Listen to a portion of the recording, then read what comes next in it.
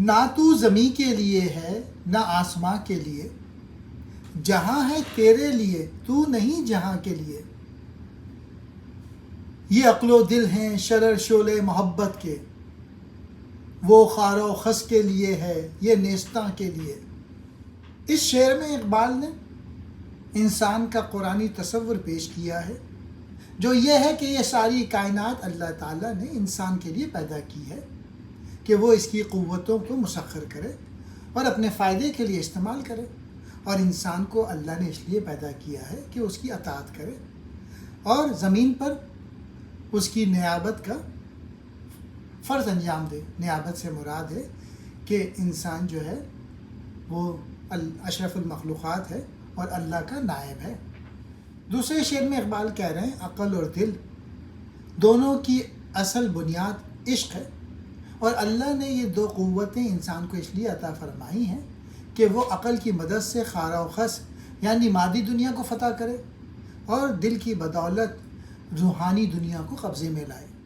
یا اس طرح سے بھی سمجھ سکتے ہیں کہ دلیلوں کے ساتھ غیر یقینی باتوں کو یا شبہات کو دور کرنا چاہیے، اور دل سے جو مرکز عشق حقیقی ہے اس کائنات کو مسخر کیا جا سکتا ہے۔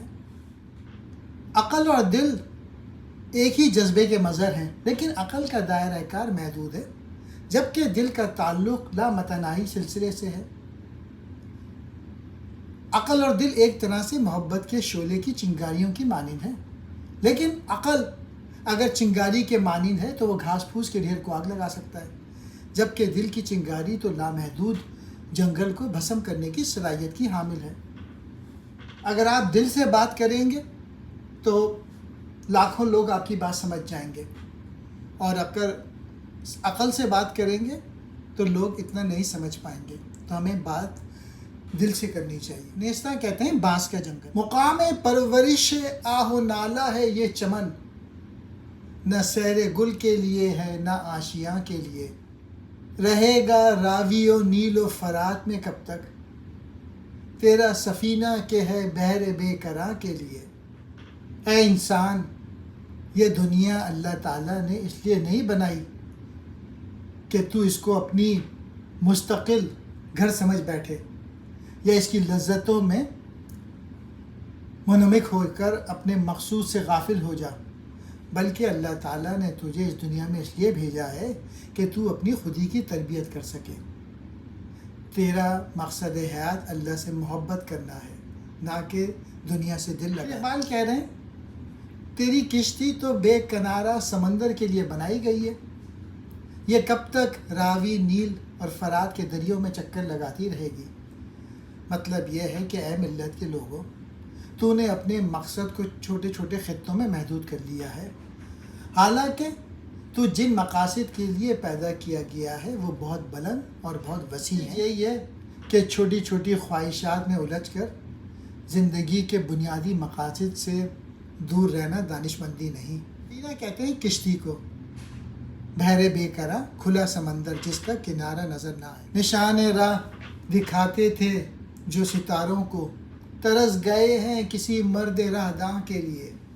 افسوس ملت کے لوگ کسی زمانے میں دوسروں کی رہنمائی کیا کرتے تھے، لیکن آج ان کی حالت یہ ہے کہ خود رہنماؤں کے محتاج ہیں، بلکہ ایک عرصے سے کسی رہنما کے منتظر ہیں۔ جو لوگ ستاروں کو راستے کا پتہ بتاتے تھے وہ آج اس درجے بے بس ہیں کہ راستہ دکھانے والے کسی آدمی کے لیے بیٹھے ترس رہے ہیں۔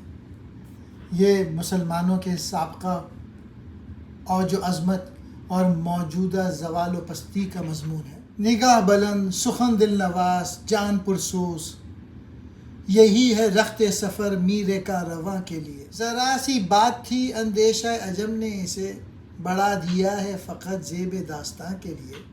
میرے گلو میں ہے ایک نغمہ جبریل آشوب، سنبھال کے جسے رکھا ہے لامکاں کے لیے۔ کسی بھی لیڈر میں یہ تین خوبیاں ڈھونڈنی چاہیے۔ قافلے کے سردار کو سفر کے لیے کیا سامان درکار ہے؟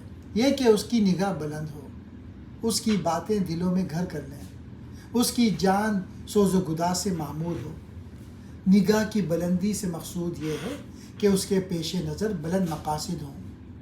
سخن کی دل نوازی کا مطلب یہ ہے کہ جو کچھ اس کی زبان پہ آئے وہ سننے والوں کے دلوں میں اتر جائے. اور لیڈر کی تیسری خصوصیت یہ ہے کہ وہ اہل قافلے کی بہتری اور بہبود کا زیادہ سے زیادہ خیال رکھے. ہر ایک کے لیے اس کے دل میں سچی تڑپ موجود ہو. اقبال کہتے ہیں اگلے شعر میں کہ توحید جو تھا وہ بہت ہی آسان سا عقیدہ ہے اور مختصر سا ہے. اس کے سمجھنے میں کوئی دشواری نہیں ہے. اتنی سی بات ہے کہ مسلمان اللہ کے سوا کسی کی اطاعت نہیں کرے. یہی توحید ہے اور یہی اسلام. لیکن ملت کے لوگوں نے اپنی نادانی سے اس ذرا سی بات کو اتنا معمہ بنا دیا کہ برسوں عقائد اور علم الکلام کی کتابوں کا مطالعہ کرتے رہے لیکن اللہ کو نہیں مان رہے دل سے. آخری شعر میں اقبال کہہ رہے ہیں کہ میرے سینے میں ایک نغمہ ایسا بھی پوشیدہ ہے کہ جبرائیل علیہ السلام بھی اسے سن کر بے چین ہو جائیں گے لیکن میں نے اسے لامکان کے لیے محفوظ رکھا ہے. یعنی اس وقت بتاؤں گا جب قید و زماں سے آزاد ہو جاؤں گا. بالفاظ دیگر یہ جو عاشقی والی چیز ہے یہ دنیا پہ ظاہر نہیں کر سکتا کیونکہ وہ ان کو سمجھ نہیں سکیں گے.